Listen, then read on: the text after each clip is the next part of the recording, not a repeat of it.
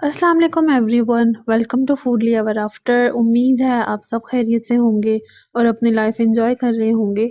तो आज हम आपके लिए लेकर आए हैं मज़ेदार से डोनट्स की रेसिपी। जितने में ये देखने में मज़ेदार लग रही हैं उतना ही इनका टेस्ट मज़ेदार था और इनको बनाना भी नहायत आसान है, कोई इसका ट्रिकी सा प्रोसेस नहीं है। और इसके साथ ही हम आपको बताएंगे इनकी कुछ डिफरेंट स्टाइल्स जिनके साथ आप उनको डेकोरेट कर सकते हैं। और आप ये देख सकते हैं कि अंदर से भी ये कितना सॉफ्ट और फ्लफ़ी सा बना है। टेस्ट भी इसका निहायत ही मज़ेदार है। तो चलें फिर फटाफट से रेसिपी की तरफ चलते हैं।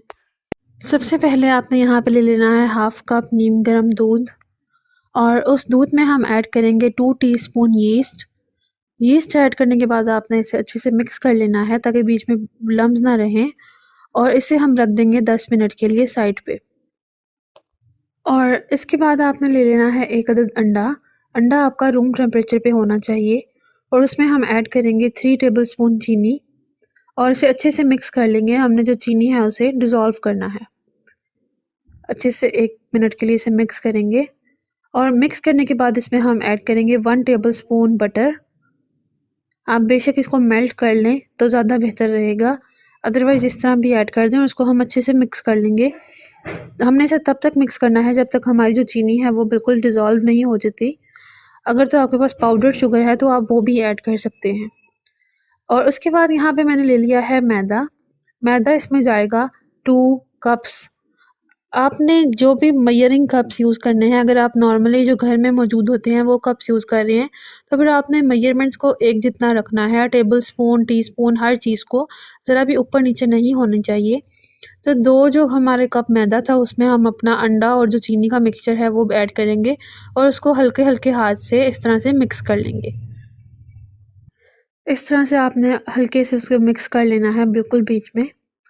और मिक्स करने के बाद जो हमने यीस्ट और दूध को मिक्स करके रखा था, हम वो बीच में आहिस्ता-आहिस्ता ऐड करेंगे और इस आटे को जो है मैदा जो है हमारा उसे हम गूँध लेंगे। बिल्कुल आपने इसको सॉफ्ट सा गूँधना है।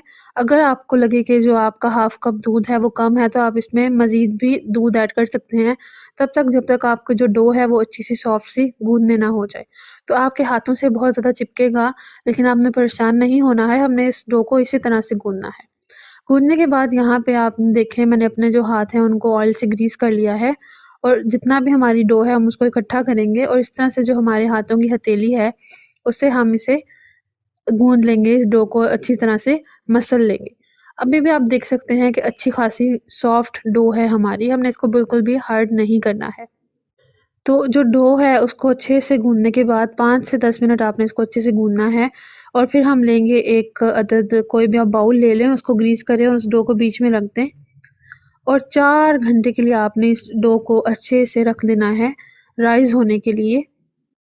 और यहाँ आप देख सकते हैं कि 4 घंटे हो चुके हैं और देखें कितनी अच्छी और मज़ेदार सी हमारी डो है जो है वो राइज़ होके डबल ट्रिपल हो चुकी है। तब हम उसे निकाल लेंगे और जो आटा है उसको कोई भी जो आप फ्लोर है सॉरी शेल्फ़ है या फिर जो भी आप बोर्ड ले रहे हैं उस पे इस तरह से हम आटा छिड़क के तो दोबारा से इसको 3 से 4 मिनट के लिए अच्छे से मसल लेंगे। अच्छे से हम अपनी जो डो है उसको गूँध लेंगे। डो हमारी अभी भी अच्छी खासी सॉफ्ट है, आप देख सकते हैं कि हल्की-हल्की ये चिपक भी रही है, तो हमने इस डो को इसी तरह से रखना है।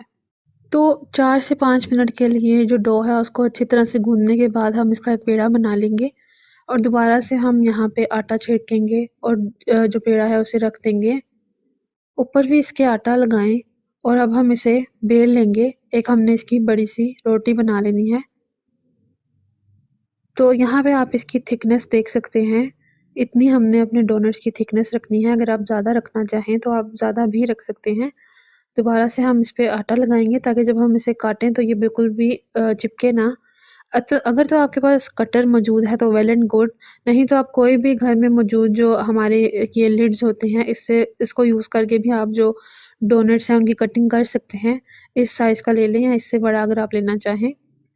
तो यहाँ हमने जो है डोनट्स की कटिंग की है और जो इज़ाफ़ी हमारे डो थी उसको हम निकाल के रख लेंगे। दोबारा से गूँध के हम अपने जो डोनट्स हैं वो तैयार करेंगे। इसी तरह से मैंने एक बॉटल का जो है वो ढक्कन लिया है और उससे मैंने इसके दरमियान में जो होल्स होते हैं डोनट्स के वो कर लिए हैं। और आपने एक ट्रे लेनी है और उसे ऑयल से ग्रीस करें और जितने भी आपने डोनट्स काटने हैं आप उनको उस जो ट्रे है उसमें रख देंगे। और ये जो डोनट्स हैं अब हमने इनको मज़ीद 25 से 30 मिनट के लिए रख देना है अच्छे से राइज़ होने के लिए। दूसरी तरफ अब हम आ जाते हैं अपनी जो हमने चॉकलेट प्रिपरेशन करनी है। यहाँ पे मैंने ली है चॉकलेट, उसके साथ ही मैंने 1-2 घूँट इसमें ऐड किया है दूध और 2 से 3 चम्मच इसमें मैंने ऐड की है क्रीम और 1 टीस्पून इसमें जाएगा बटर और हम इसे अच्छे से मिक्स कर लेंगे। ये जो चॉकलेट है ये हमने तैयार की है, हम अपने डोनट्स पे लगाएँगे, इससे इसका जो टेस्ट है वो बहुत मज़ेदार हो जाएगा और उसके साथ ही इसकी जो एक मज़ेदार सी अपीयरेंस भी आ जाएगी। तो यहाँ पे बस हमारी जो चॉकलेट है वो बिल्कुल है तैयार, इसको हम रख देंगे साइड पे। यहाँ पे मैंने ले लिया है फ्राइंग पैन में ऑयल, तो अब हमने चेक कर लेना है हल्का सा आप एक जस्ट डो का एक पीस फेंक के अगर तो वो फ़ौरन से राइज़ होके ऊपर आ जाता है तो मतलब जो हमारा ऑयल है वो बिल्कुल तैयार है, रेडी है।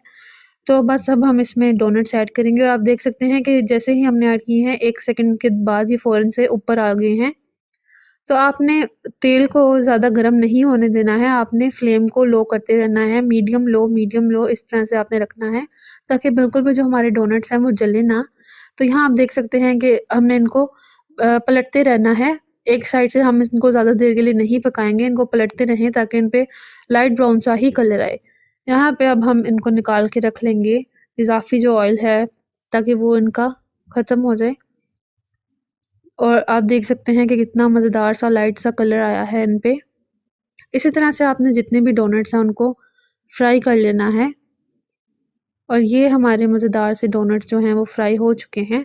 तो जो डो हमने ली थी 2 कप उससे हमने तैयार किए हैं 10 डोनट्स। और यहाँ पे जो हमने चॉकलेट तैयार की थी, अब हम जो डोनट है उसकी एक साइड को उस चॉकलेट में डिप करेंगे। और यहाँ आप देख सकते हैं कि जो डोनट है उस पे मज़ेदार सी चॉकलेट लग चुकी है।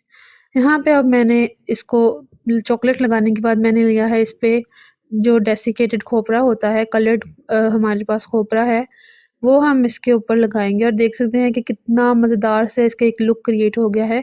इसी तरह से मैंने ले लिया है दूसरा जो हमारा डोनट है और इस पे भी मैं अब लगाऊँगी पिंक कलर का हमारे पास कलर्ड खोपरा है। और ये हमारा एक मज़ेदार सा दूसरा डोनट जो है वो भी तैयार है।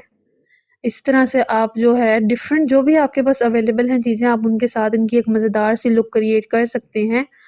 अगर आपके पास खोपरा तो आपको अवेलेबल होगा, अगर आपके पास नहीं है तो जस्ट चॉकलेट के साथ भी इसका जो टेस्ट है वो बहुत मज़ेदार होता है। लेकिन अगर आपके पास स्प्रिंकल्स हैं तो आप वो भी इस पे लगा सकते हैं, इस तरह से। और ये भी एक मज़ेदार सी जो है वो लुक बन गई है, तो जो खाने वाले हैं उनको बड़ी अट्रैक्ट करती है। इसी तरह से आप कोई भी चॉकलेट ले लें और उसके पीसेस करके आप इस पे लगा लें, तो ये भी एक न्यू जो है वो डिफरेंट सा लुक है। यहाँ पे मेरे पास थे सेसमी सीड्स, तो मैंने वो भी इस पे लगाए हैं और वो भी देख सकते हैं कि कितने प्यारे लग रहे हैं। इस तरह से हम अपने जितने भी डोनट्स हैं उनको डेकोरेट कर लेंगे।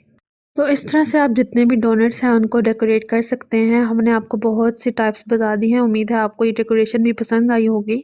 मुझे तो ये देखने में बहुत ही मज़ेदार और अट्रैक्टिव से लग रहे हैं और अट्रैक्टिव होने के साथ-साथ इनका जो टेस्ट था वो भी नहायत ही लज़ीज़ था। तो आसान सी रेसिपी है, फटाफट बन जाते हैं, जस्ट आपने इसको राइज़ होने के लिए रखना होता है। उम्मीद है आपको ये रेसिपी पसंद आई होगी। इंशाल्लाह हम दोबारा हाज़िर होंगे आपके लिए एक नई और मज़ेदार सी रेसिपी लेकर। तब तक के लिए अल्लाह हाफ़िज़।